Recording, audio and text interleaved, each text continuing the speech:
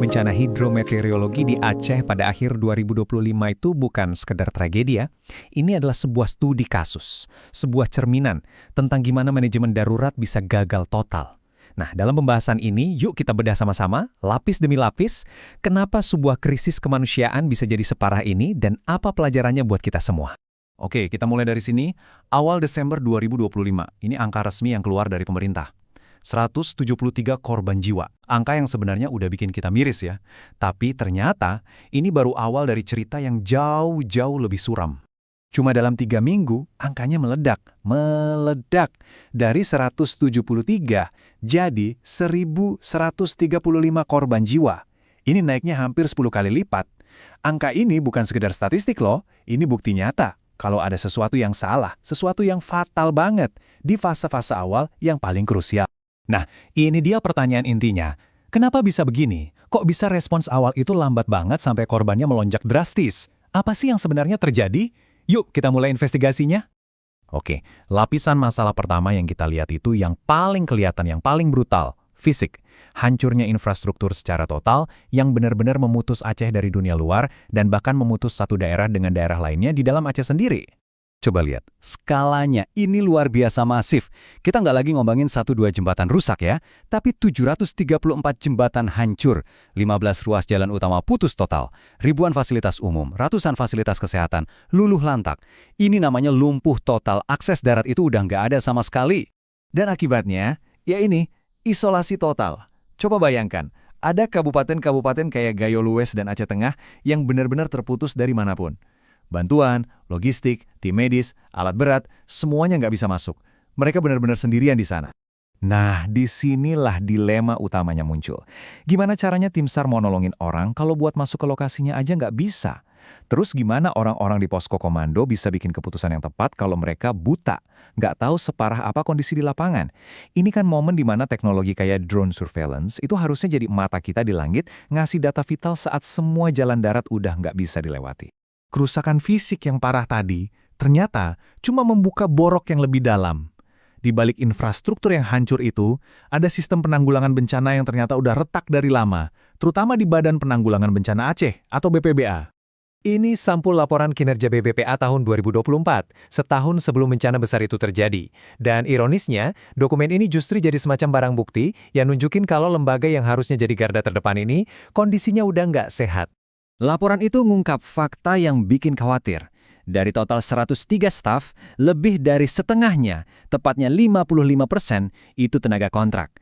Artinya apa? Strukturnya rapuh banget buat sebuah lembaga yang harusnya siap nangani krisis segede ini. Ini tanda kalau sumber daya manusianya sangat terbatas.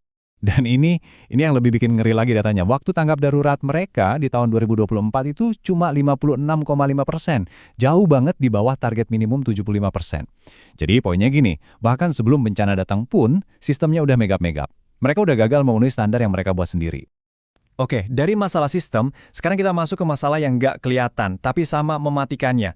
Birokrasi yang kaku dan budaya pelaporan yang salah kaprah. Ini yang melumpuhkan respons dari dalam.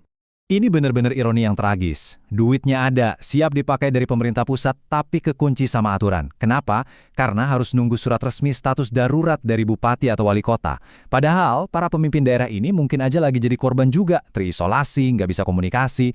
Jadi uang ada, tapi nggak bisa dipakai pas lagi butuh-butuhnya. Masalahnya diperparah sama budaya yang, fatal banget. Asal bapak senang atau ABS. Ada kecenderungan buat ngelaporin yang baik-baiknya aja, biar atasan di Jakarta senang. Akibatnya apa? Di Jakarta, mereka ngira situasinya aman terkendali, nggak separah kenyataannya. Ini yang bikin bantuan skala besar jadi telat dikerahkan. Nah, misinformasi dan kelambatan birokrasi inilah yang akhirnya memicu perdebatan alot di tingkat pusat. Sebuah debat yang punya konsekuensi hidup dan mati buat orang-orang di lapangan. Gini, keengganan pemerintah pusat menetapkan status bencana nasional itu bukan cuma soal label ya. Dampaknya ke lapangan itu gede banget. Tanpa status itu, komando tetap dipegang Pemda yang udah kewalahan. Mobilisasi penuh TNI jadi tertunda. Pintu buat bantuan internasional yang masif juga nggak sepenuhnya terbuka. Buat korban di lapangan, ini artinya penundaan yang bisa merenggut nyawa. Tapi, di tengah semua kekacauan sistem dan birokrasi ini, ada satu hal yang luar biasa muncul. Kekuatan dari masyarakatnya sendiri. Ini kontras banget antara rapuhnya birokrasi pemerintah dengan betapa tangguhnya komunitas lokal. Contoh terbaiknya itu Smong dari Simulue. Ini bukan aplikasi, bukan teknologi canggih. Ini cuma kearifan lokal, pengetahuan yang diwariskan turun-temurun lewat syair. Isinya simple. Kalau ada gempa, lari ke bukit. Tapi pengetahuan simpel ini menyelamatkan ribuan nyawa. Ini bukti kalau solusi yang paling efektif itu kadang datang dari bawah, dari komunitas itu sendiri. Dari tragedi ini, akhirnya muncullah beberapa rekomendasi penting. Ya, perkuat BPBA, bikin dana darurat lebih fleksibel, bangun jalur logistik alternatif, tapi coba dilihat poin yang terakhir, yang paling penting. Modernisasi peralatan kaji cepat. Nah, ini dia intinya. Ini pengakuan resmi kalau masalah utama kita itu buta data di lapangan. Ini tuh langsung nunjuk kebutuhnya teknologi seperti drone pengawas yang bisa ngasih pemetaan akurat dan cepat buat tim SAR bahkan sebelum mereka bisa injak kaki di lokasi bencana. Semua temuan ini, semua analisis ini, ngerucut ke satu pertanyaan besar buat kita semua. Pertanyaan yang ngelihat ke masa depan. Apa kita udah belajar dari kejadian ini? Tragedi Aceh 2025 ini ngajarin kita satu hal penting. Musuh terbesar dalam 72 jam pertama itu bukan cuma bencana alamnya, tapi isolasi fisik dan kelumpuhan informasi. Jadi pertanyaannya sekarang, kalau teknologi macam drone pengawas ini bisa kasih kita data dan gambar real-time dari zona bencana yang terisolasi, apa kita mau dan mampu memanfaatkannya? Supaya tim SAR nggak lagi buta dan bantuan nggak lagi telat?